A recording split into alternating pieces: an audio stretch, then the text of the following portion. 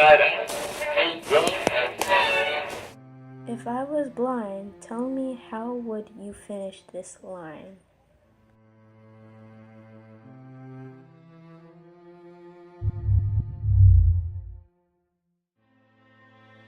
The art of the deal. I told you not to contact me this way, the president said as he raked his hands through his light-colored hair. Why did you get tellers, for God's sake? You know they are watching my every move. They could be watching him too, he said, pacing. A man with a clean-shaven face and a black suit stood stone-faced and stared at the president as he paced back and forth in a very dark parking garage on the other side of town. You have mistaken me for one of your interns, I believe, the man said calmly, but menacing. You come when we call you, Draven. Don't forget who made you and your family, he said with a foreign accent. His square jaw tightened as he clenched his black gloves into fists. Harold A. Draven, 72, light-colored hair, paunchy figure in a gray suit and red tie, stopped suddenly and looked at the man. His face went aside pale, and he raised his palms up slowly. I didn't mean it like that. I mean, they are watching me, especially after I came back. Everyone is questioning about where he and I were just before the meeting. We were the only ones not there on time. So everyone noticed, Draven said, stuttering. I'm sure you'll find a creative way to explain it. Don't forget our deal. You and your whole family will pay your debt to us, the man in the gray suit said, straightening his shoulders. We helped your father amass a great deal of wealth a long time ago, in exchange that he and your family would one day be used for our purposes. You, Draven, were born to do one job, and you will do it, or we'll make sure that you, your lovely wife Melanie, your son Draven Jr., and your pretty daughter Alyssa will never live to see your line progenerate ever again, he said, stepping close to Draven. Governments do not run the land, societies do. You knew this going in, so did your father. When you took that oath, it was for our purpose, and it is for life, and for the lives of your families afterward. Just as easy as we gave it, we can take it away. So make it easy on yourself, and do as we have instructed you to, he said, stepping back from Draven. Draven swallowed as his pulse increased, and a line of sweat streamed down his forehead. But a lot of innocent people will get hurt, Draven said. Oh, come on, Draven, the man said as he threw up his hands. You have never cared for anyone but yourself. You, the man who made a living off of firing people, suddenly care about people you don't even know? You expect me to believe that in 2 years of holding that office, that you have suddenly grown a heart? He laughed. Curio, please, Draven pleaded. No. All kingdoms fall, and this one is no different. You will play the part, he said as he snapped his fingers. A tall man with a blonde buzz cut exited a large black Grand Jeep and handed a manila folder to Curio, 45, Russian intelligence. Here, in this folder, is your next mission. You will only play as if you want the war, but do nothing stupid to provoke us. You will also implement these policies, which will make it possible for all of us to profit, he said, as he handed the folder to Draven. Draven took it, opened it, and looked up. Venezuela? Why is everyone so interested in this country? They have done nothing to us, Draven said. They are mineral and oil rich. It is a strategic place to be, no? We have operatives in place there to stir up things a bit for you. It will make it easier to implement your desired border wall. It will send people running toward your borders in herds. You will use the situation to implement the next part, he said. Draven pushed at his hair with the palms of his hands. Again, they will notice. The people aren't stupid. They will make me look stupid. This will make me look stupid, Draven said, agitated. I beg to differ.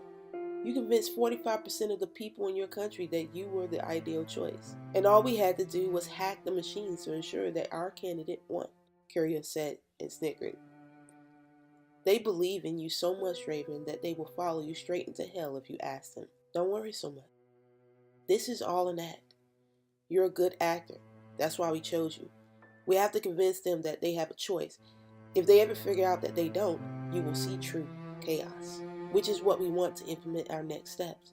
We are counting on it. Don't feel sorry for them.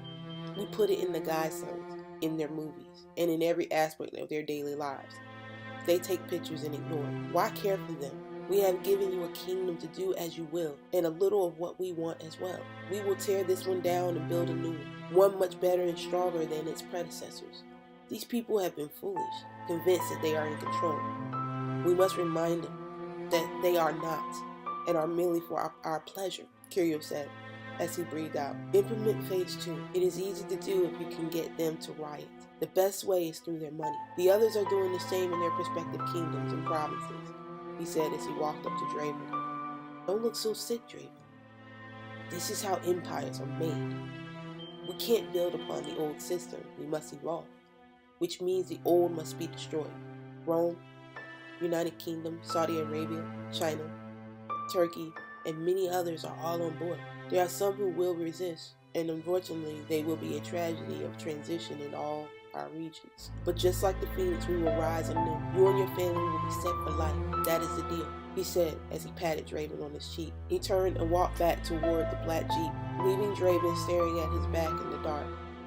Curio was simply one of many forces Draven had been promised to. He felt torn between his convictions on the right to warn the people and the debt his family owed. He rubbed his face with his hands in the dark as he mourned the thought of what came next. Societies were societies, blood and oath that could not be broken. The report. 9:01 p.m. Central Intelligence Agency, Langley, Virginia. 3 large manila folders labeled sensitive were slid across a long semi-transparent table with 12 people in varying shades of black and gray seated at it. They looked attentively at the man at the front of the room, Jerry Haskell, 63, short dark hair and dark eyes with a sleek black suit stood in front of a large, clear smart screen. His eyes were set low and serious. No light or love existed there, only coldness and unfathomable intelligence. He was cunning and smart. He fought far too many wars that were never made public, and it showed in his dark graying eyes. As the head of the Central Intelligence Agency, he took his job serious, but there were times when he questioned why they did what they did. They were the right hand of justice, the guarding and avenging angels. They existed outside of politics. They were given powers even greater than their leadership. Their sole purpose was to gather information on all who were deemed enemies or an endangerment to the real republic, both foreign and domestic, and remove the threat by any means. Their tactics, though murky and questionable at times, were unnecessary evil. He knew this, but it still wasn't easy having to lie to everyone he cared about. He knew the truth of things. All who sat in this room did. They didn't answer to presidents or leaders, but another. Their lives were one big game of chess. They had been used, as of late, to destabilize many nations in the name of safety and security. The world unknowingly witnessed their marvelous works through the television broadcasts and newspapers. They were ghosts, and at the same time, they operated in plain sight. Here he was again, asked to do something questionable but necessary. Another assignment, another day. As you can see on the board, and according to these reports, we are in another situation where we have to ensure the survivability of our republic. A serious threat has been brought to our attention, and we have been asked to handle it. Venezuela, like Syria, has decided that they don't want to trade with the US dollar anymore. And from what I've been told, they have also been spotted cozying up to our enemies, China and Russia. We have been told that they are currently in a negotiation with the incumbent leader, Federico Guaido. He has promised them a land lease. This has our leadership a bit on edge, as you all can imagine, Jerry said as he slid manila folders to each person sitting at the table. Images of Russian and Chinese diplomats standing outside a building shaking Guaido's hand appeared on the screen behind Jerry. Other images and documents flashed across the transparent screen as he continued his brief. This is both a security and economic threat. We can't have Chinese government officials purchasing real estate so close to us. That goes for Russia as well. We will need to activate OPRI and get them in place. I will send down orders in a few days, Jerry said as he looked at the screen with his steel eyes. Should we pull the Opry operatives in Syria? Susan Vega said, 43, red hair, pearly white teeth, with youthful ambition. No, leave them in place. We will still have much to do there. They will be used for Iran in a few months. They can stay close, Jerry said. Another person, 26, brown skin, short-cut hair, and medium build, the great Sue spoke up. Don't worry about Venezuela. We already have Opry operatives there. We still have the Flex crew there from 3 years ago, but I'll let them know that we need some additions, he said. Jerry nodded. Well, each of you have your objectives. Let's get this done. The nation is counting on us, whether they understand how much they need us or not, Jerry said as he looked around the room. Each agent, both male and female, took their folders and stood up.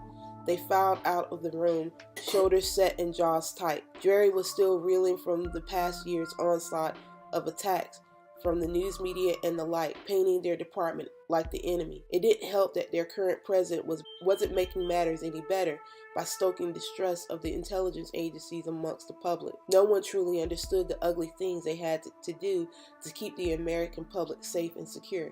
Yet every time there was a goof up by some puffed up politician trying to prove how tough they were always the ones who took the blame for their careless mistakes.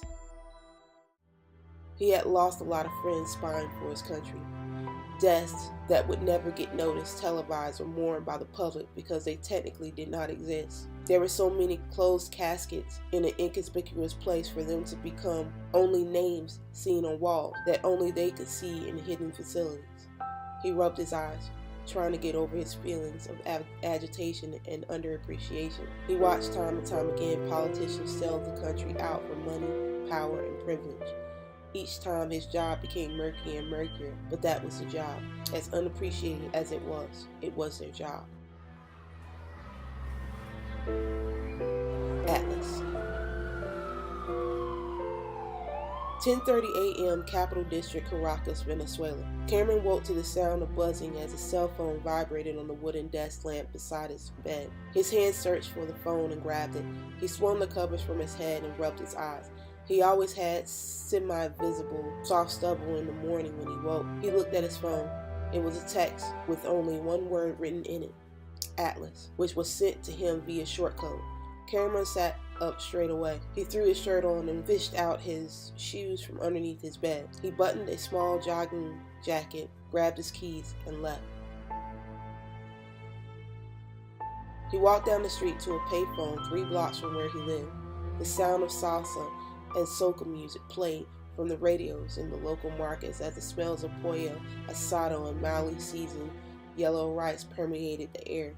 The city streets were busy and teeming with motor cars and people walking here and there in the summer heat. He walked past buildings with beautifully colored cultural designs, some of which he had helped paint. He removed his headphones as he approached the booth and entered in. He quickly pecked out a number on the dial as he watched small children happily play soccer in the streets.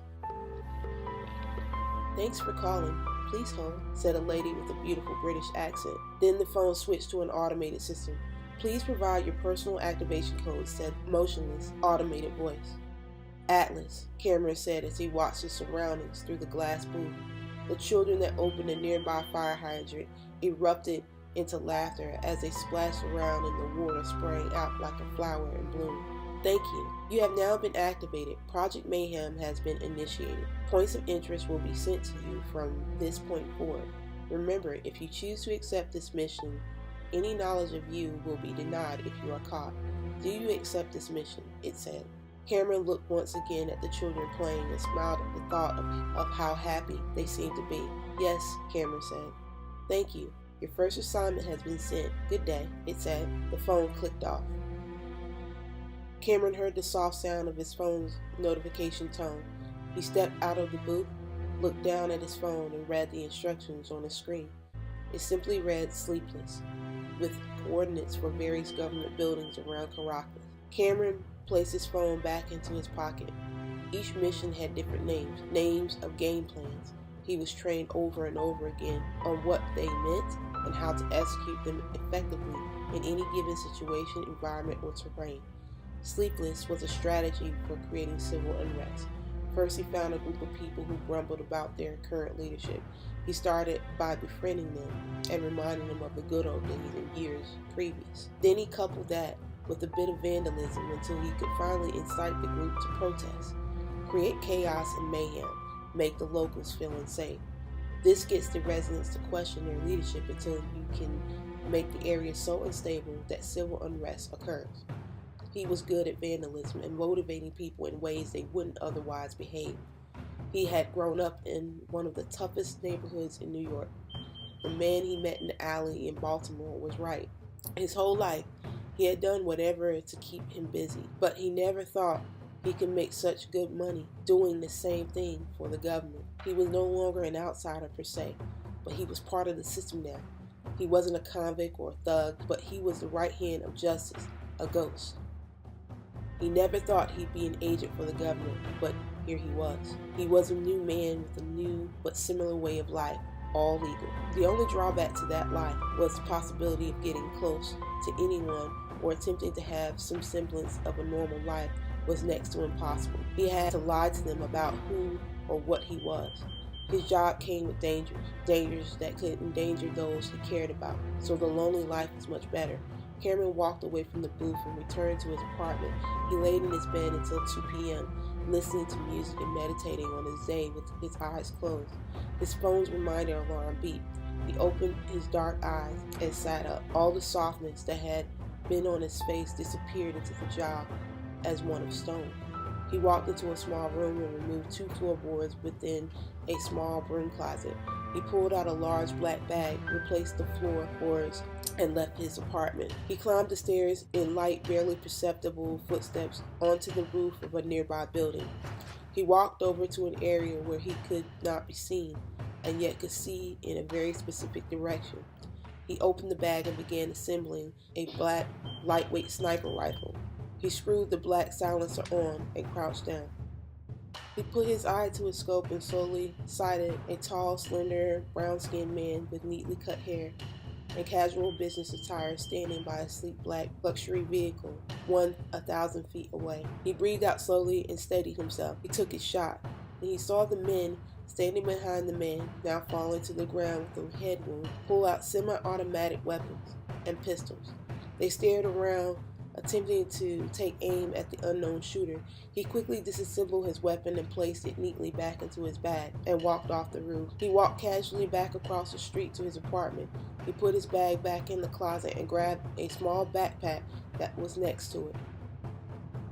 Once again, he left his apartment and walked down the street about 4 blocks over. He looked down at his watch to check the time and stepped inside a small coffee shop with his headphones on. He bobbed his head and waited his turn to order coffee. 3 men in well-tailored suits entered the shop around 3 p.m.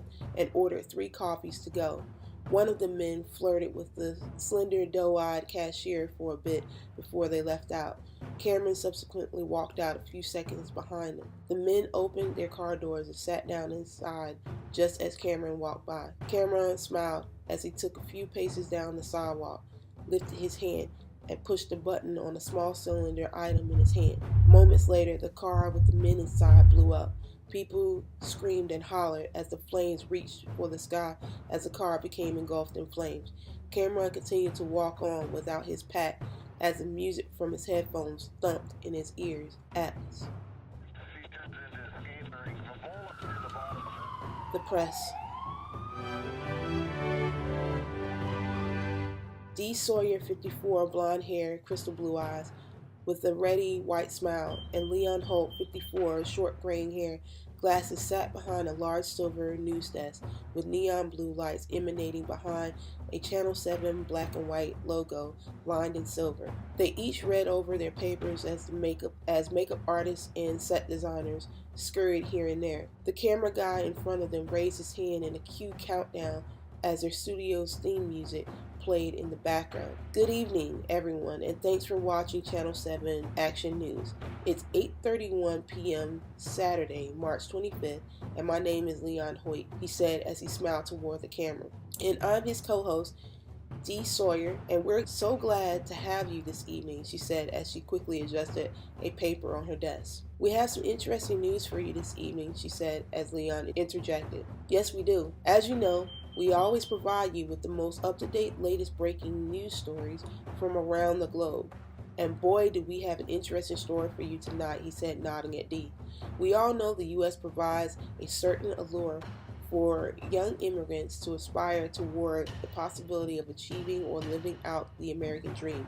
Houses, cars, education, business, and success is here for you if you are willing to work for it. It is even a more precious idea for those individuals who are traveling from far-off places like Central America and South America, looking for safety and security. And rumor has it that they are headed our way, she said, looking toward Leon.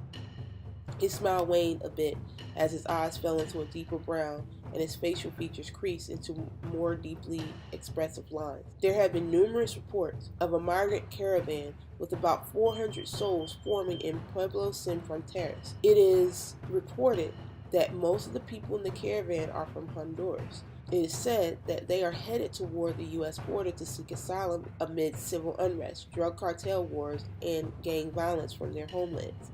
Many of these asylum seekers are women and children, and is expected to grow into the thousands as they make their way toward the U.S., he said, looking toward Dee. She shook her head and took over. This has stirred some concerns from the Department of Homeland Security and other government agencies about the dynamics of the caravan, especially amid the current row in Congress over the DACA dreamers who are already here seeking amnesty and a path to citizenship. They don't know if the people traveling with the caravan are innocent people seeking to have a decent way of life, or if it is sex traffickers, terrorists, or gang members seeking to gain entry into the U.S. by false means. At least 2 government shutdowns have occurred due to their impasse over the current administration's immigration policy, as the calls for stronger border security are being echoed throughout Washington. Some legislators are seeking a permanent solution to the thousands of immigrants brought here as kids who have managed to build a better life for themselves while contributing to society as a whole. Then they are also considering their parents who have been outstanding members of their community by creating businesses and providing meaningful services and employment to those in their community, she said as she straightened her papers. It is definitely going to be interesting how they plan to handle this, she said as she nodded toward Leon. Yes, it will be. I mean, they are having the hardest time trying to agree upon current legislation, and our president is now calling for $5 billion to fund a border wall to reinforce the current wall and to extend it the length of the entire border, which many say is a request that needs a better strategy. Currently, both the Democrats and Republicans say that they agree with having a stronger border, but the cost is where they differ. Some say fiscal responsibility and sensible measures must be taken to reinforce border security, and others state that the president is simply attempting to fulfill campaign promises, even though a majority of the wall cannot be built along most of the border due to geographic constraints. Others have argued that building the wall will not stop drug or sex trafficking because they will simply dig under it or drive legally right through the ports of entry undetected, while his voters and donors chant to build a wall. So it is indeed a deeply heated debate between the two parties. It will definitely be interesting how they will choose to handle the situation with the incoming caravan, he said. Yes, it will be interesting indeed. We will take a quick break. When we come back, we'll talk a little bit more about a known superfood that is able to fight cancer and how scientists discovered a property in avocados to make you smarter. We'll be back with you after this commercial break, she said, smiling at the camera.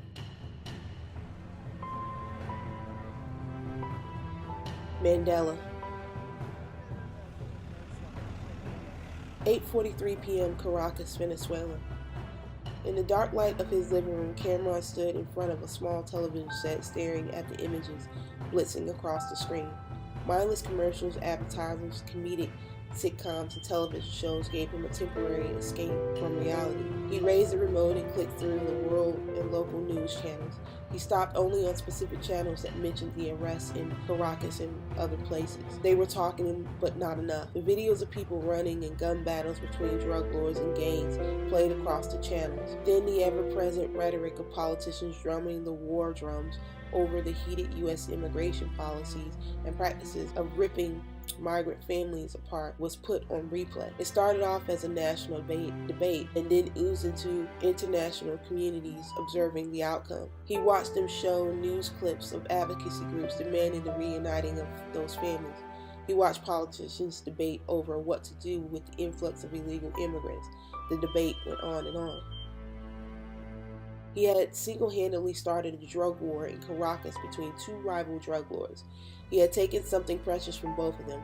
He shot Miguel Cardozo's nephew, a drug runner on Caracas' south side, from 1,000 feet away from the top of a half-finished building that was still in the process of construction. The black burlap provided plenty of cover and concealment. A few hours later, he blew up Juno Felipe's younger brother's car.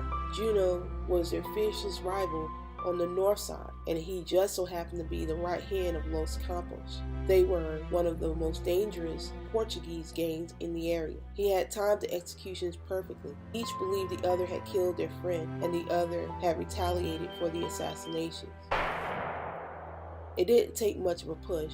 They already hated each other and had a mutual agreement to stay in their own territories to keep Caracas fairly stable and in relative peace. With one bullet and a backpack loaded with 3 pounds of plastic explosives, he had turned that around in a matter of hours.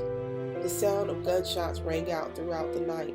It used to ring with the sounds of fireworks and children dancing happily in the streets, but that was no more. Now, certain parts of Caracas were unsafe to travel at night due to the constant creeping black and white cars looking for rivals to shoot. People who wanted no part of it darted across the streets and quickly ran inside at the sight of a car with no headlights turned on. The people who could afford to move began to slowly pack during the day and leave. Messages of encouragement about the government increasing police presence to ensure everyone felt safe and secure were in full rotation on the daily news channels. Food prices continued to soar. The people began to murmur and complain, but not as much as Cameron would have liked. He flicked through another channel as his mind worked out strategies for his next mission. He thought about how things were around Caracas before he received his go code. He lived there. He lived here, ate and laughed with many of these same people. He had turned a happy place to one of fear and destruction, where beautiful motifs and works of art had once been, some of which were his own, now had the ugly scars of graffiti and vulgarity etched upon it. He had always prided himself on his art, but with mayhem he was forced to destroy his own work and create something unbalanced. He closed his eyes for a moment, allowing himself to remember the days when he spray painted something glorious. He allowed his mind and thought to silence. His face once again fell into a smooth, youthful calm. He breathed out and in slowly in steady pulls. After a few minutes, his fists clenched. He had work to do. Night had finally fallen, and something very primal awakened in him. His eyes shot open and his face fell into a hard mask without any show of emotion. His jaw hardened and he zipped his black hoodie. He pulled up on a black and white band hanging about his neck over the lower half of his face. He turned and opened another small closet and pulled out another small black backpack. As he packed a few spray cans in the pack, another news station reported more civil disturbances in other cities in Venezuela and in the countries throughout South America. There were others out there, not just him. Their works were out there for the whole world to see, but no one knew because they believed a lie, because they were merely phantoms, ghosts, the thing of nightmares. The public. 8:45 GBN 24 news station, Caracas, Venezuela. In other news, our newly elected President Federico Gordel has promised to create new trade deals with Russia and China to alleviate some of the economic pressures and public concerns over the economy. He is hoping the new trade deals will bring new employment opportunities for us, which will in turn allow the prices for our average groceries and gas to drop. Our new president is attempting to work on alleviating the heavy sanctions currently being implemented by U.S. foreign policies and other international organizations. In certain parts of the cities and provinces, the police are attempting to stamp out any civil disturbances throughout the city due to gang and drug-related violence. They are set to hire and train more enforcement officers to ensure everyone's safety. Several governors around the regions are urging citizens to be patient and use precaution when traveling at night. The police chief, Mural Fernandez, has urged residents to stay inside at night until they are able to get the situation under control. She shifted her position and continued. Also in other news, there have been reports of the same incidences and violence seen throughout areas in Honduras like Pueblo Sin Fronteras and Matias Romero, which has resulted in hundreds of refugees fleeing the area for safety. The UN Security Council has also voiced some concerns about the rising anti-immigration rhetoric that seems to be spreading throughout Europe and the Middle East. President Guaido blames U.S. President Draven for inciting the public with his distasteful position and rhetoric toward undocumented workers, illegal immigrants, and asylum seekers. China and the U.S. are still at a standstill over the current trade agreements. Each accuses the other of attempting to manipulate the markets. We will continue to watch the progression of these events, and we will keep you posted. Thanks for watching Quick News Minute with me, Aurelia Gonzalez, on GBN 24 Nightly News. Be safe and God bless, said Aurelia, 24, wildly brown curly hair with a form contouring all white button-notched collar, blazer, and pants. Cameron looked back at the television screen for a moment and watched the newly appointed Venezuelan president, Federico Guaido, 54, dark hair, small mustache, wide shoulders, and large hands, wave at the Venezuelan people who gleefully waved flags in support of him. He stood at least 6'3", strong-chinned and hopeful. He had the support of his people and his military. They trusted him, and they would never turn on him, but Cameron's job was now to slowly dismantle that trust if possible. He knew that the only way he could ever tear down a great leader like him was from within. Guaido was a good leader for his people, but Cameron's job was to make everyone think otherwise, even his own. It was the first lesson he learned in training. Fear, anger, and hunger were easy triggers for a mutiny. He planned on exploiting every one of them. As much as he wanted to empathize with these people, he couldn't, because they unknowingly made a powerful enemy. He also couldn't go off reservation no matter what. Being dissolved for not following protocols or the mission after acceptance was a death sentence. He flicked the television off and placed it in a nearby counter. He opened his front door and walked out of his apartment into the warm, breezy night. He had work to do, no matter what. Chances are. People darted to and fro, like scurrying ants, toting their possessions under their arms for protection. Cameron walked out into the night, sticking to the dark areas of the street. The smell of barbecue lingered in the area for those small shop owners who were not afraid to keep their businesses open at night because they trusted in the protection that the gang members that controlled the area offered them. The sound of soca, salsa, and reggaeton music brought new life to dark corners and hidden alleyways. Men and women who feared nothing stumbled drunkenly out into the streets and dark corners as they haggled about the price of a quick, cheap thrill. The women's clothes were revealing, skirt high on their thighs, as the men groped their waists with one hand and pulled their wallets out with the other. Cameron walked on, avoiding the streetlights.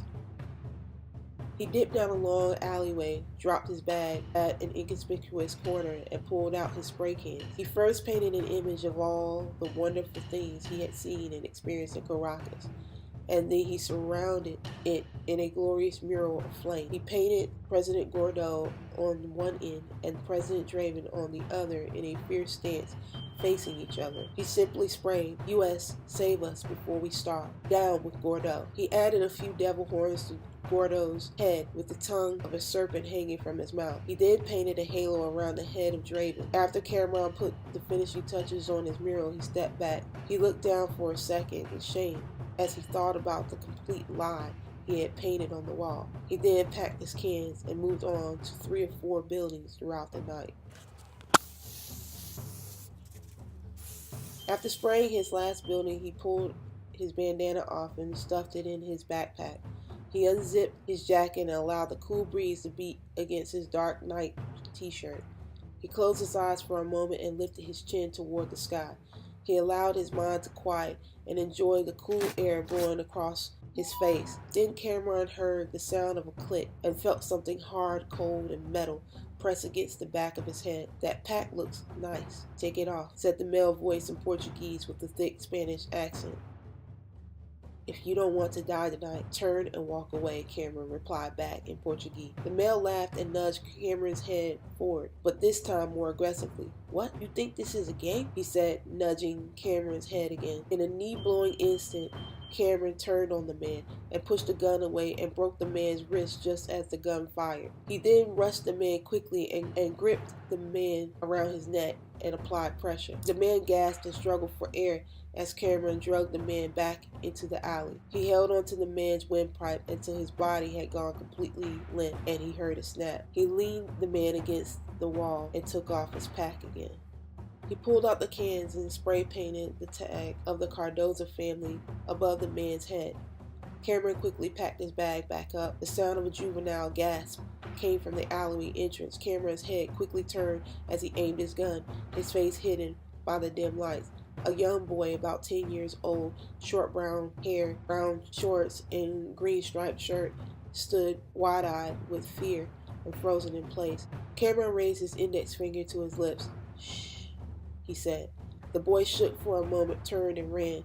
Cameron stood up in the black of the alley and put his gun back between his waistband, which he concealed with his shirt. He put his bag back on and walked out of the alley.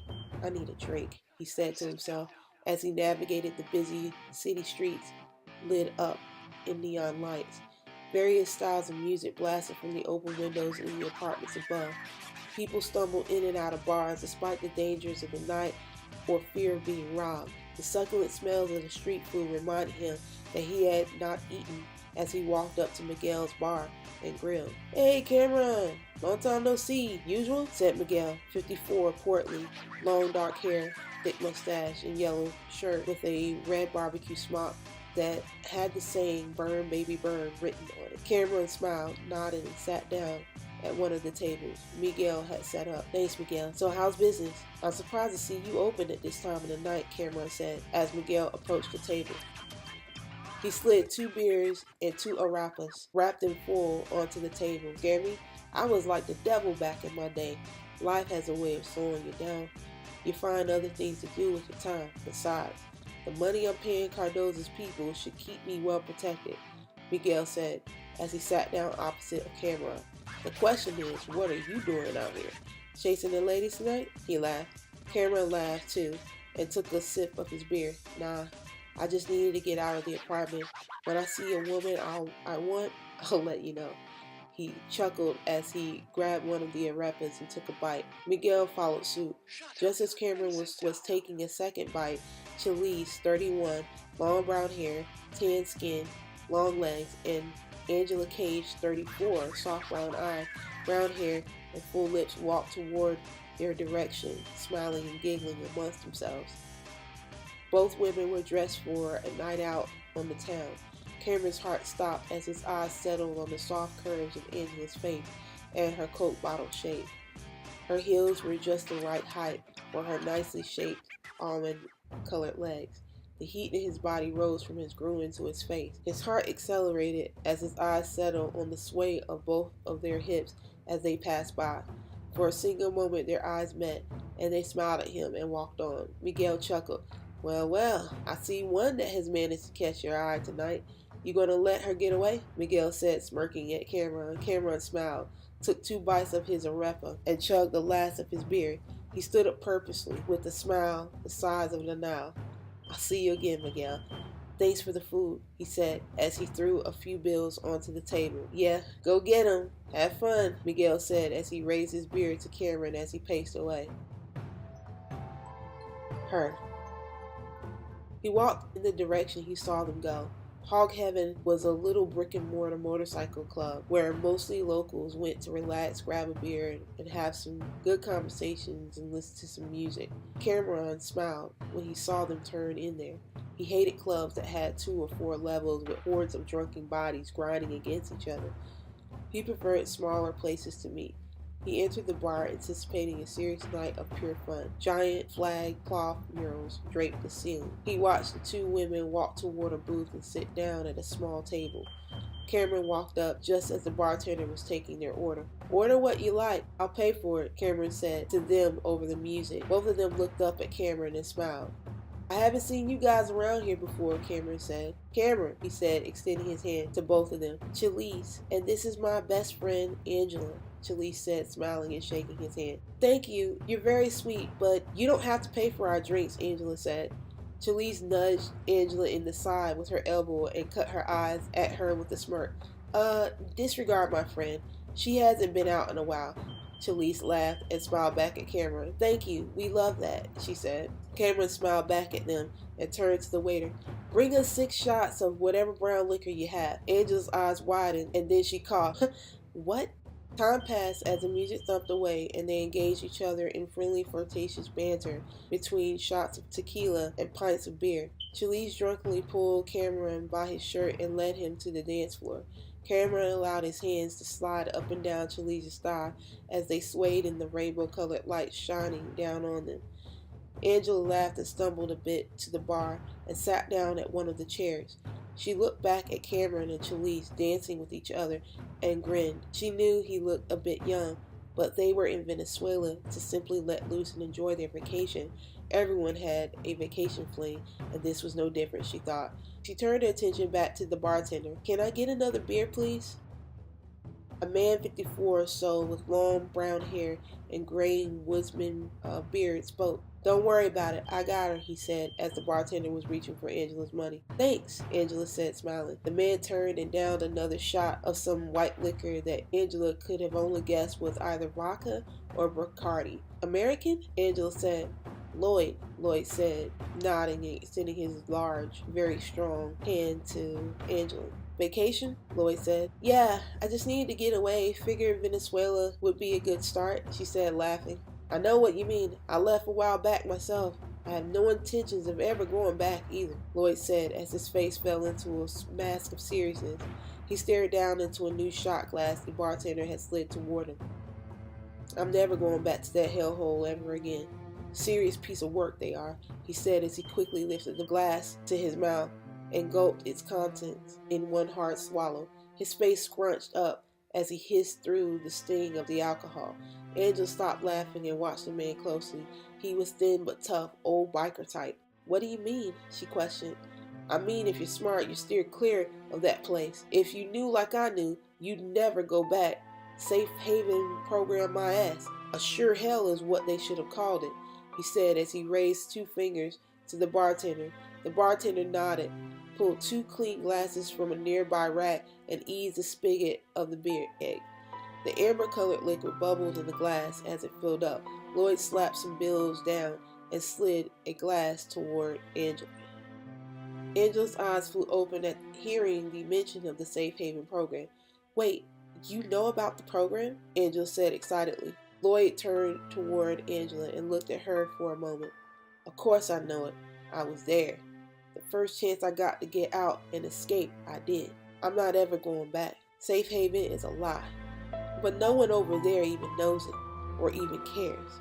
They just keep going on about their lives, but no one really blinks an eye when people disappear, especially if they're homeless," he said. Then he took a sip of his beer.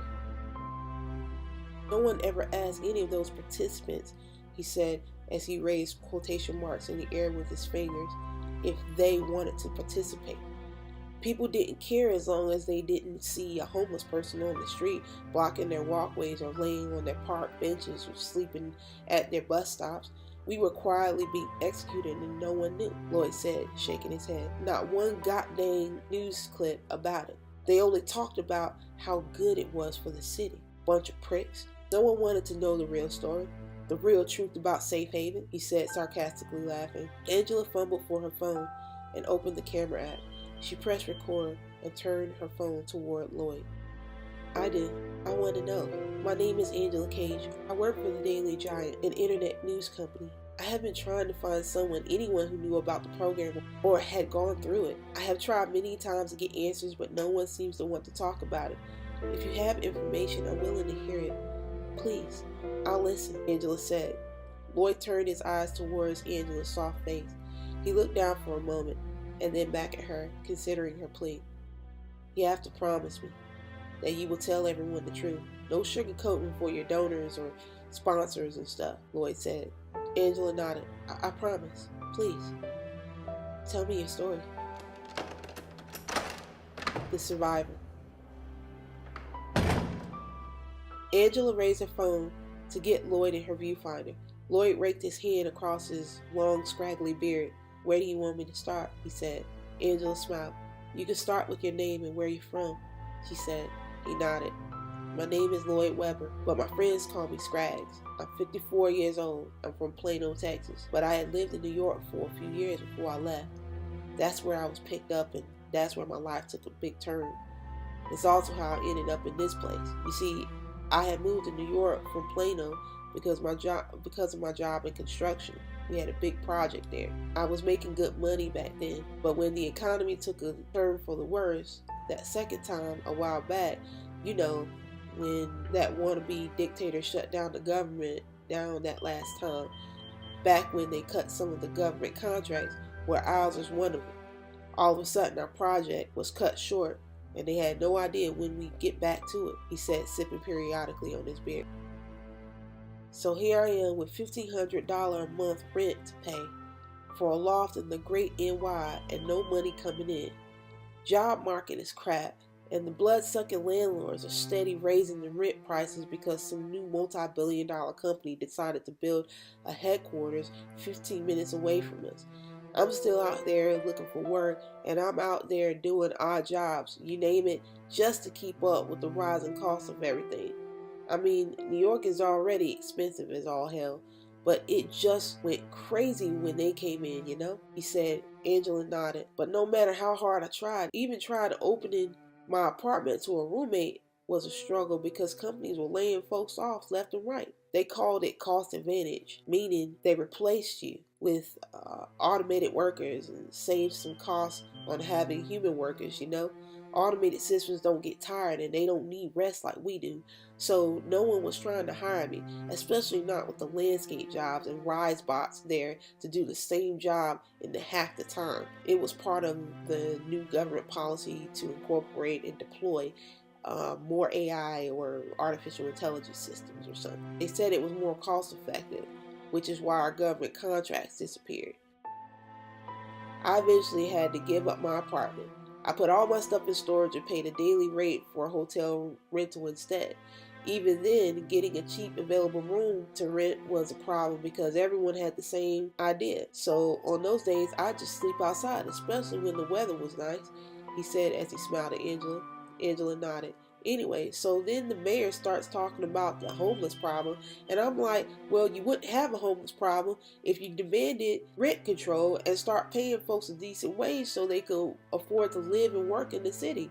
Then you realize that this junk is everywhere. I mean everywhere. Most of the people are finding it hard to live on their own or even be able to afford to live and work in the same city. The gas prices rising along with everything else is damn near impossible to break even, you know, he said.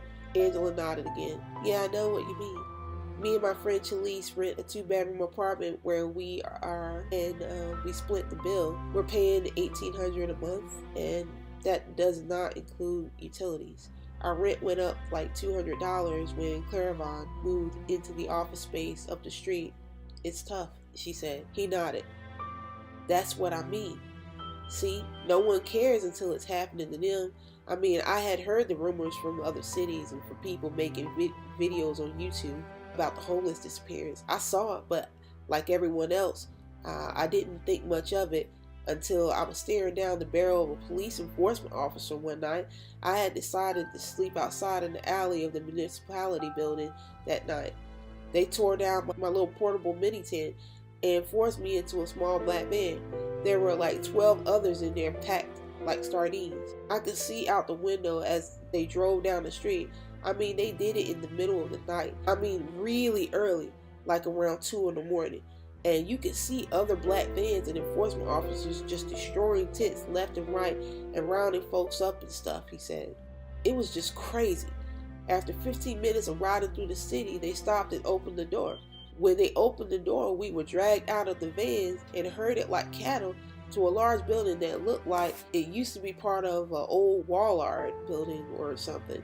There was so much commotion everywhere. There were floodlights that constantly went from left to right. My guess was to scan the grounds.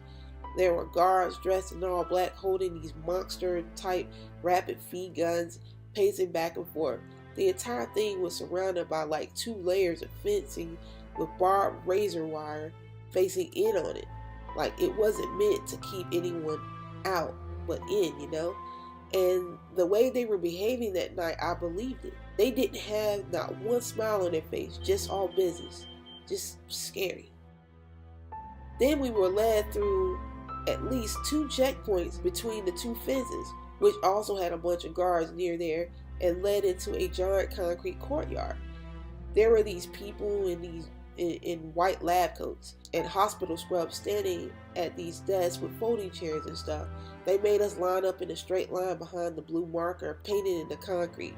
A man would yell every few minutes and tell some of the people in the line to take a seat. There were at least 10 of those little stations. They'd have people sit down. They asked them basic stuff about themselves, he said, scratching his beard. What kind of stuff did they ask you? Angela said. Where I was from, my name, birth date, social security number, if I had any illnesses, and my blood type, stuff like that. He said, nodding toward her. She nodded back again. Keep going, she said. He nodded and continued. You ever seen Schindler's List? That's about the best way I can do to describe what the whole thing looked like. I mean, they were lining us up, processing us, and taking our blood. At the end, they pull out this thing, this white machine that looked like a gun, and press it into our right hand. Stings like a mother. They called it tagging, like we were some kind of animal or something. Then they took us from there and we were led into the building and into a room. We were left there for like 5 minutes. Everyone was confused and we asked each other if they knew what was going on. One of the people in there, Rosa I think was her name, said it was a safe haven program in effect. That's when I got real worried. I mean, I don't trust the government as far as I can throw them. And I just got bad vibes off that place and the people in it, you know? But I kept my cool and tried not to panic. Then this guy in army fatigues comes in and tells us to remove all our clothing. We all start to murmur and tell him we're not getting undressed, you know? Then he cracks a smirk, but not like in the fun way, but more like in a menacing way. Like, you know he isn't asking, but it's all evil like. He then takes a single step forward and says, I'm not asking, take your clothes off, or you'll get help doing so, he said. Then everyone got all quiet. Then I said, there's women in here and stuff. He looked at me with the most evil stare I had ever seen in my life. My daddy was meaner than a rattlesnake, and he gave me some serious soul-stealing stares. But this man's stare was worse than that. Then everyone got real quiet. The guy stomps up to me and punches me so hard in my gut, I toppled over. I mean, he hit me so hard, I had a hard time catching my breath. He waited until I got up from the ground.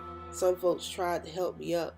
Then he said, take off your clothes. I will not ask you again. Now we're all trembling. I think everyone at that moment caught on to the fact that we were in some serious trouble this time.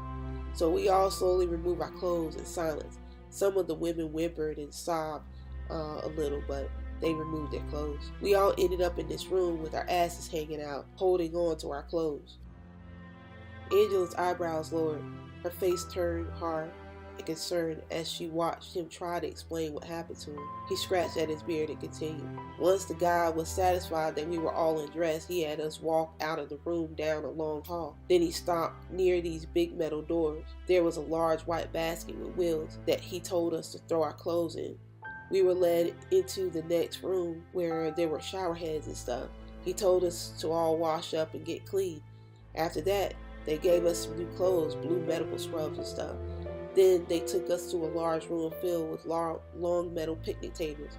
Everybody sat down and waited. Then some people came out with plates of food and sat in front of us. I mean, as much as I hated them at that moment, I couldn't get mad at the food. I was starving. I hadn't ate that good in a long time. Everyone was scarfing their food down. Once we finished eating, we were taken from that room and into a large main area where stacked bunks were lined in long rows the length of that room. They told us to lay down for the night and cut the lights out. Only a single lamp stayed lit, and that was near the exit where the guards patrolled 24/7. I spent that first night just thinking about what I had got myself into. I kicked myself for not taking the hotel room when I had the chance. I decided to sleep out that night because it was warm. I mean, we had been basically kidnapped and I had been assaulted. I'm not going to lie. I was scared for the first time in my life. I didn't know where we were, and I felt like we were suddenly prison. Order 12848C amended. The next day, they led us into another room where we were lined up again like cattle. Then this guy comes in, big burly steroid using Terminator kind of dude, you know? All business, a real hard ass. He said as his mind drifted back to that place, "Welcome to Safe Haven," says Martinez, 44, 6'3", square jaw, broad shoulders, and army fatigues, holding a clipboard. "This is the Safe Haven Rehabilitation Program, which is designed to re-educate and retrain you to be once again productive members of our society. We will address each of your literacy or health related issues and concerns shortly to ensure that this program goes smoothly. All with no medical issues, please raise your hand and step to the far left here," he said, pointing to a far wall. A few people raised their hands and walked over to the far left wall. Sergeant Martinez lowered his clipboard. "The rest of you follow Corporal Cooper over there," he said, pointing to a skinny, bald-headed soldier to the right of him. More soldiers entered the room with automatic weapons and stood in front of those lined up against the left wall. Lloyd blinked his eyes rapidly and came back to his present mind. His eyes widened, and then he rubbed his eyes. Something in me knew I would never see those folks again. It was just the way those guards approached him. They were led out of that room, down a corridor, just like we were led down a corridor in the opposite direction, he said. Angela interjected. "What made you feel like you wouldn't see them again?" Angela said, concerned. "Because he told us not to worry. Said that everyone would receive the proper medical treatment they deserve. I just didn't trust that man. Something about him, his attitude, even how he spoke was just off." And also on the account that as we were headed in the other direction, one of the guards stopped someone in our line and pulled him away. Dude was kind of thin, bald, and missing some teeth on the count of being homeless for so long. Ain't much of a dental plan if you don't have anywhere to stay, Lloyd chuckled. Anyway, they pulled him out of the line. They asked how old he was. Another guard walked up to him, grabbed the man's jaw, and started looking all inside his mouth. The man started shaking. You could tell he was scared. He said he was 70. Then another guard nodded to another near the wall. That guard asked the man to follow him. They were leading him to the door that took him down the left corridor. I looked back as we walked on ahead. I will never forget the double doors closing as that man was escorted down that hall. "We never did see those people again," he said, wiping his face. Angela gasped. She felt her own tears begin to well up in her eyes. "You don't think," Angela said to herself. "All I know is I didn't ever see those people again." We were then led down into a wide corridor that seemed to go on below ground. We kept walking down. Then we stopped at a large steel door that we had to wait to open. When we went in, there were white tunnels that went in every direction. It was an entire underground place, like if someone were to build a facility underground that just went on for miles. That's what that was like. In various parts, there were vehicles parked down there, and storage areas and tunnels as far as the eye could see. They led us for at least an hour. When we finally stopped, they took us down another tunnel that was somewhat unfinished. In those areas, we saw other people there, just like us, picking at the walls with pickaxes. They weren't dressed in blue scrubs like us. They were dressed in gray work clothes, and armed guards were there monitoring them like you would a prison work crew or something. They were covered in all kinds of gray and white dust. Some of them looked looked up at us with this pure look of misery on their faces. It was like staring back at some Victorian death mask or something. We just kept walking until they led us into another area where more processing stations were set up. Guards in work clothes waved to us to come over where they were. They put another machine on our wrist and they branded us with a set of numbers. Lloyd said as he pulled up his right sleeve and showed Angela the number tag burned into his skin. She gasped. "Number 128640574, he said. He pulled his sleeve down. Then they strapped another device on our wrist, like some kind of a smart device to monitor our vitals or something. That's when I knew that we were never getting out of there. If they planned on us leaving, they wouldn't have burned our skin with our own individual numbers. We weren't going to get out. They would never let us tell anyone what they were doing. That day we were interviewed about our skills and knowledge before we became homeless. I was put on Alpha Dakota team, maintenance. I was part of that crew that made sure the lights and generators, plumbing, and electrical stayed working. We were monitored day and night. Others were put in charge of child work or pick crews. They had a whole working mess hall underground. Some of these people ran the cafeteria and made sure meals were prepared and the kitchen stayed clean. Work crews literally made all kinds of consumer goods from shirts, shoes, and electronics, you name it. There was a work crew for it. They called it re-education or reskilling. Pit crews help expand and build more tunnels. We were under a heavy guard except those who chose to work there. The whole damn thing is government owned and ran and sanctioned. Safe Haven Re-Education Program is a slave program, put in fancy terms. At the end of the day, you're taken to another area where there are rooms and you bunk with 4 people to a room based on your skill group. The only time anyone ever intermingled was during rec time, which was about an hour right before lights out at 8:30. There is table tennis, some old pool tables, some arcade games, and places to work out with punching bags and treadmills and such. There were places to sit with tables for cards and chess. There were also areas where people could sit and watch television on these massive big screens. It was all a taunt. It was like they wanted you to know that no one was thinking about you, that life for everyone except for us would carry on as normal. It was a slow torture for some. Some mentally broke down and tried to run or fight the guards, or they'd start talking to themselves. They get knocked around a bit and dragged from the area bloody and unconscious, Lloyd said as he took a swig of his beer. Angela's mouth dropped.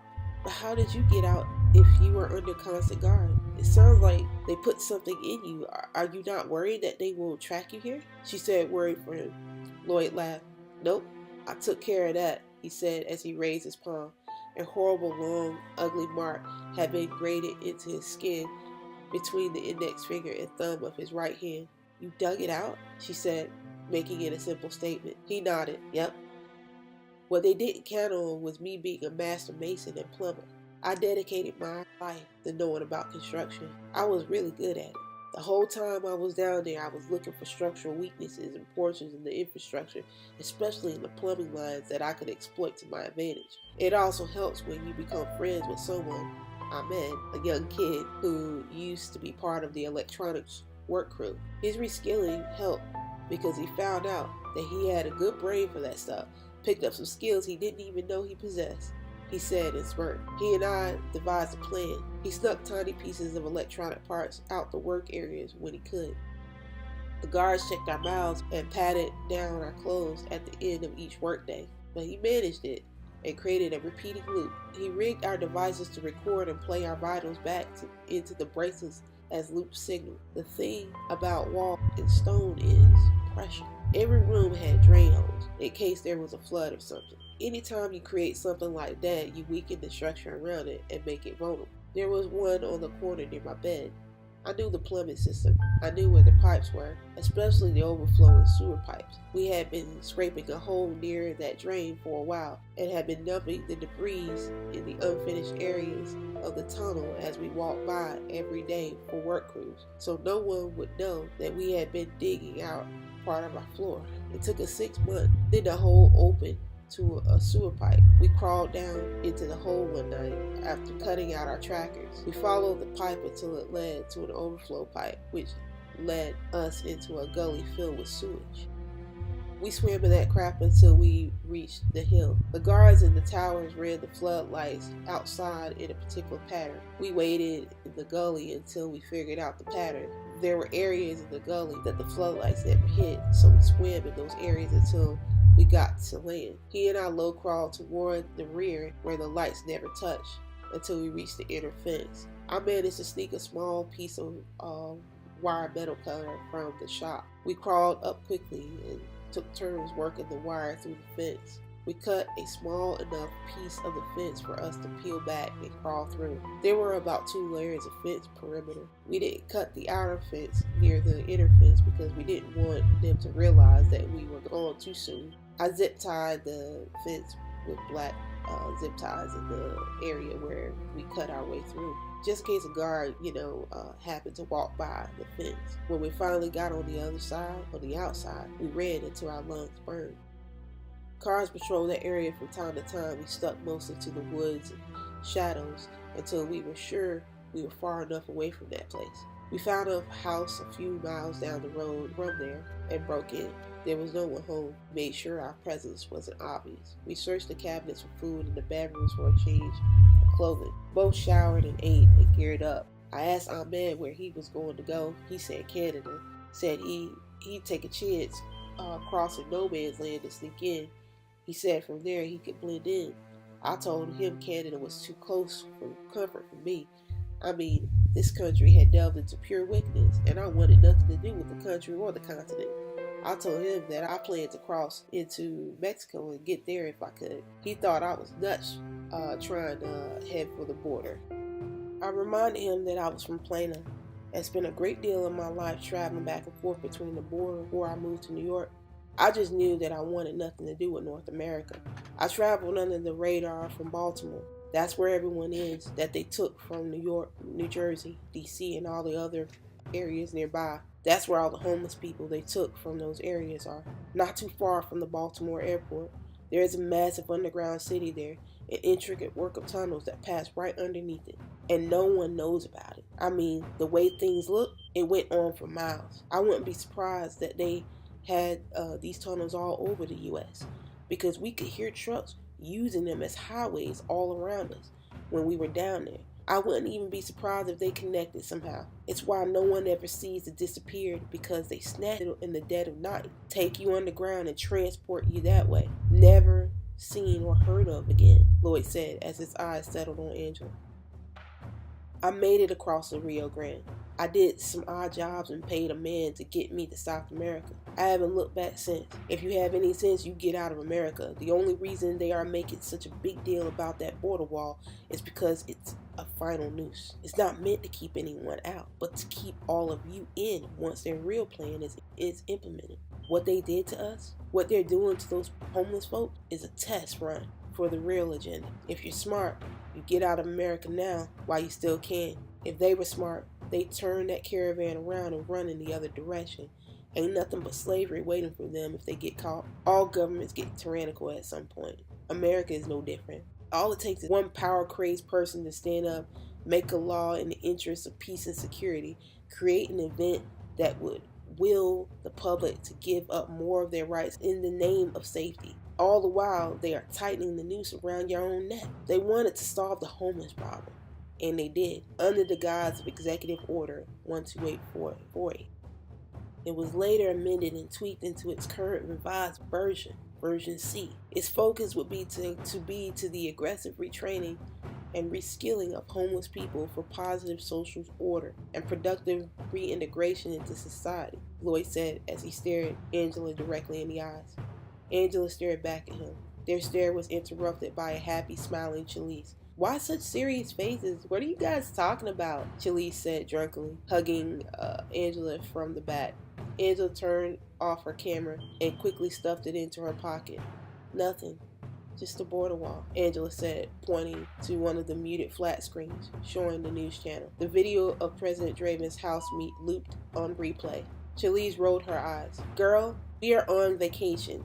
I swear she doesn't know how to relax and not think about work, she said, giggling. Lloyd smiled and took the last sip of his beer and stood up. Well, I'm gonna get going. You ladies have fun. Don't forget what I said, Angela. Get out when you can, he said as he nodded toward her. Angela half smiled and nodded back. They watched Lloyd's small frame stagger away with a death metal biker's vest. So, we into biker dudes now, huh? Chili said, picking. No, he was just a really cool guy and we had a very interesting conversation, she said. Well, Cameron, Chili said as she turned and whistled over to Cameron. Cameron looked up, smiled, and walked toward them. He knows of another place we can go after this. He said it was really good if we really wanted to dance and let loose, Chalice said, beaming with joy. Yeah, it's a cool little spot not too far from here. You want to go? Cameron said as Chalice rubbed her nose in his neck. She then turned to Angela. Please, she said as her mouth curved into a sad face. Angela rolled her eyes playfully and smiled. Sure, let's go, she said. Chalice squealed and hugged Angela. They headed out the bar. The caravan. Cameron woke to the buzzing sound of his phone. He rubbed his eyes and looked around. He looked over and saw Chalice's arm wrapped around him. He looked around the room and realized that he was not in his own place. He slid her arm from around him carefully. He slid his feet to the floor and grabbed his clothes and bag. He tiptoed into a nearby bathroom and unlocked his phone. The text simply read, Atlas. He swiped the message and got dressed. Just as he was coming out of Chalice's room, Angela was exiting hers. Her hair was wild, untamed, and flying in every direction. Cameron giggled. Tough night, he said. Angela cut her eyes toward him and smirked. You should talk, she said. They both laughed. Well, I'm about to go around the corner and order some breakfast for us. You want something while I'm out? He said happily. Aspirin, she said, squinting a bit. I could use an aspirin or something, she said, giggling, as she rubbed her pounding temples. Oh, do, he laughed as he walked out of the hotel room. He crossed the street and walked 4 blocks to a nearby payphone. He dialed a short code number. An automated system answered the call. Please provide your personal activation code, it said. Atlas, Cameron said. He stared out into the city. His eyes searched the tops of the buildings and open windows. Thank you. You will receive your next mission coordinates shortly. Please meet the asset at the set time. Commence Project Tempest and Project Strongarm. Remember, if you choose to accept this mission, any knowledge of you will be denied if you are caught. Do you accept this mission? It said. Yes, Cameron said. Cameron left the booth and looked around. His time in Venezuela had finally come to an end for now. He stopped off at one of his favorite places and ordered breakfast for them all. An hour later, he walked back into the hotel room. Angela and Chalice were nursing a cup of coffee with one hand and holding their heads with the other. He giggled. Ah, everyone is up. Good, he said as he laid his wares at the dining table. Please tell me that you remembered the aspirin, Angela said. He nodded and threw the pack to her. Chalice and Angela quickly swallowed the pills, while Cameron dispensed the food. I thought you were going to sneak out and never to be heard of again, Chalice joked. Cameron smiled. I'm a bit more of a gentleman than that, he said. They all laughed. You don't have an accent. Am I correct to believe that you're another American like us? Angela said, as she scooped some eggs and fruit into her mouth. He nodded, took a swig of juice. Yeah, I've been in Venezuela for about 3 years working abroad. I wanted to travel, he said. So, you chose Venezuela to settle in for a while? Aren't you a little afraid? I mean, the violence? Chalice said as she fiddled with her bacon. No, not really. It used to not be like this. This place was actually very peaceful and quiet. Only recently it has become violent, he said as he thought on the truth of the matter. They had no idea that he and others like him were responsible for what was going on in Caracas and everywhere else. It doesn't matter anymore anyways. I'm heading back home to the U.S. very soon. My family is getting pretty worried, he lied. Talk about me. What about you guys? You decide to take a vacation in a place where you know this is going on? I mean, you see it all over in the news, he said, pointing out the obvious. That would be because someone, I'm not going to mention any names, Chalice said as she cleared her throat and nodded toward Angela, cannot leave work well enough alone and actually enjoy a real vacation. She's always working, Chalice said. Angela rolled her eyes. Whatever, Angela laughed. So, what is it that you do? Cameron asked. I'm an investigative journalist for the Daily Journal in Richmond, Virginia. I was looking into the homeless disappearance and, most recently, the reason why the migrants are heading for our border in such large numbers, Angela said, picking at her eggs. It just doesn't make any sense. So I figured since I was going to be in South America, it would give me a chance to see what was really happening here. So far, all I see is a bunch of drug lords and gang members fighting it out, which is typical of any place you go to around the world. The only real issue people have here is the economy. Everything is very expensive, so the stuff you can get your hands on are limited, she said, sipping on her coffee. Cameron smiled waned. Yeah, sometimes things aren't always what they seem, he said offhandedly. You think? I think the media portrays stuff a lot of times as something more dire than it actually is. That's just my opinion. Sorry, Tilly said, shrugging toward Angela. Angela breathed out slowly and waved her hand. It's okay, I understand. I don't disagree, actually. I mean, it does seem like a lot of the papers are kind of misrepresenting what's happening here. I mean, everyone has an agenda, it seems, Angela said, disappointed. Cameron smiled at the two women. He liked how they reasoned things out. They were so close to the truth that they didn't even realize it. He listened to them. Well, U.S. sanctions against them for the past 3 years is the only reason why their economy is crashing. I mean, we're causing the issue for them. You can't keep a nation's wealth hostage and expect for them to fare good, Angela said. Oh, that's right. The UK is refusing to give them back their gold, and President Draven has said they don't recognize President Guaido as the president of Venezuela anymore. But isn't it like election interference or something?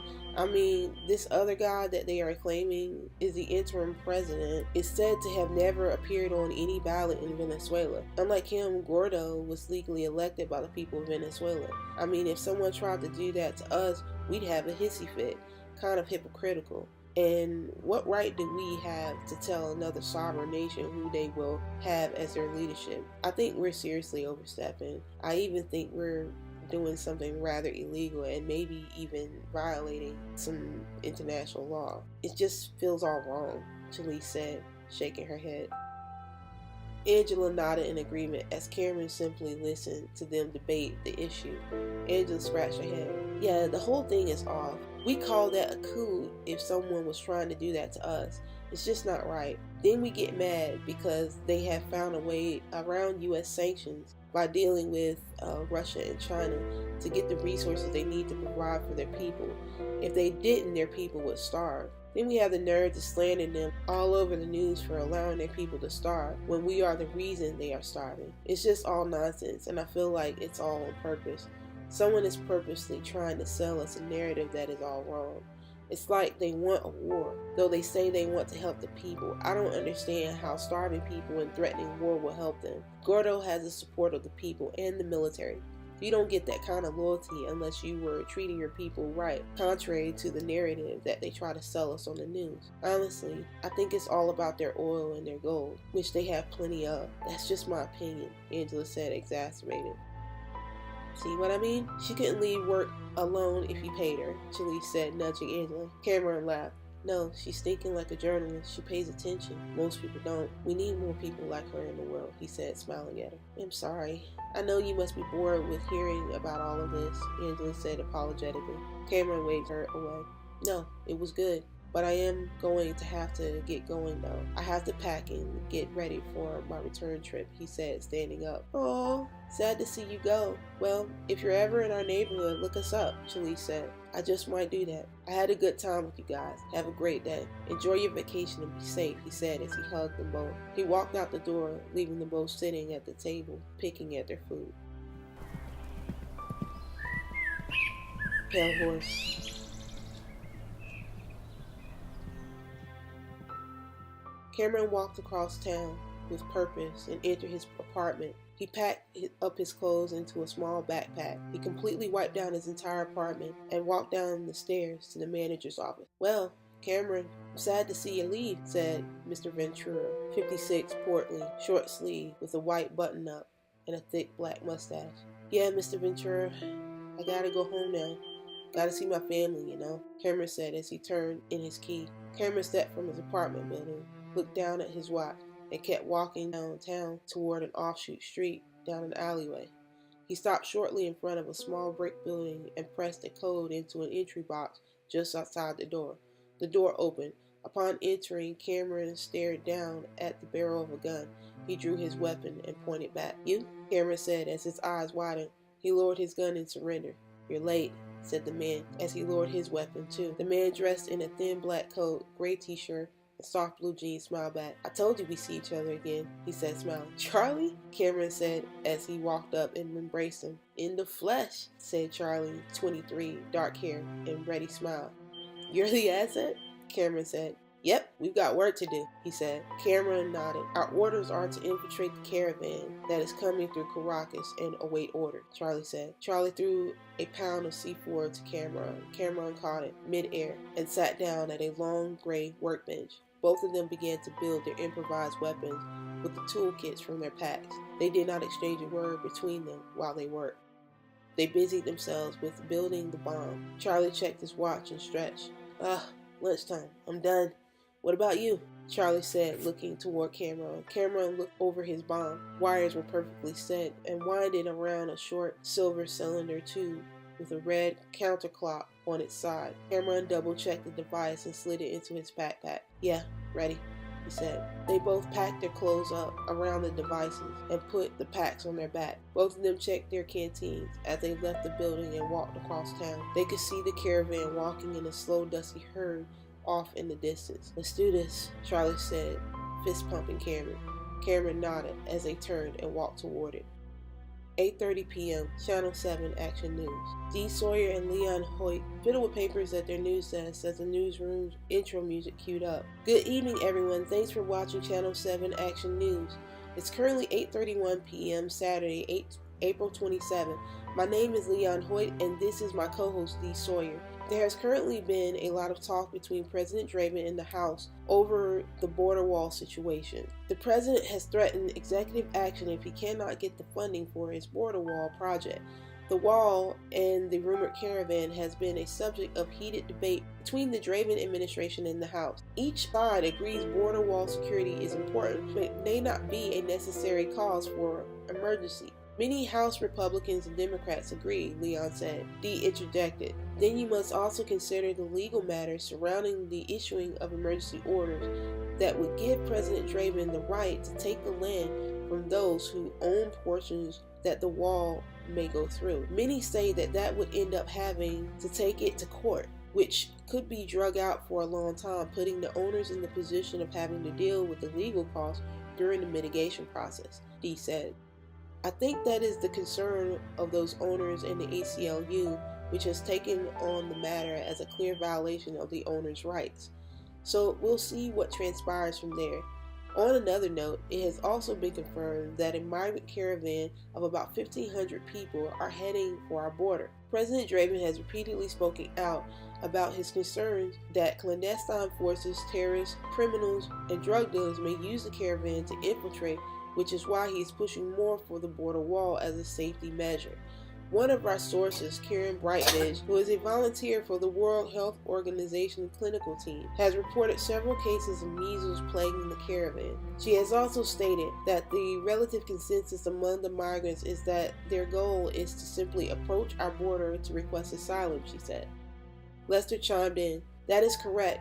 They know the process is long and are simply seeking to get the asylum paperwork started, which can only be done by going to the physical border and asking for it." She says the director of the caravan, Nieva Sanchez, is not encouraging any illegal crossings into the United States, but wanted to provide some sort of security and support for those seeking to make that grueling journey to the border. She does admit that some small instances have happened along the way, which have been addressed. The caravan is expected to reach the border in 1 month, he said. Dee nodded.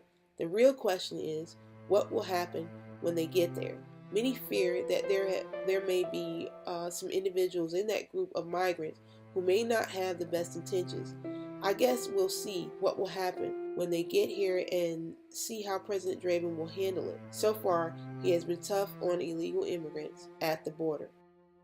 Still, many of the children that have been taken at the border in recent weeks have not yet been reunited with their loved ones.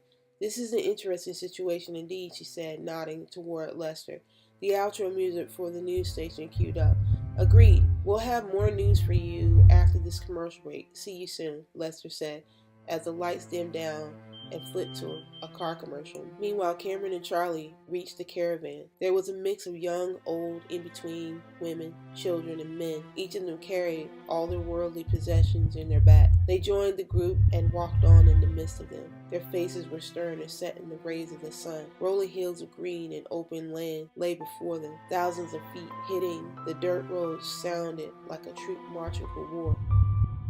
Children laughed as their parents pushed them up the road in makeshift metal and wood carts. Many smiled as they passed bread and little sweets around to others around them. Cameron watched them carefully as they adjusted their worldly possessions in their pack. They smiled and looked hopeful along the journey. Cameron stopped for a moment and looked out into the distance, toward the rolling hills and fields of green. Charlie stopped too and looked directly at Cameron. America was only a month's travel away, Cameron thought. Then the game would begin. He grit his jaw and walked on. Charlie patted him on the back as they thundered forward to complete their mission.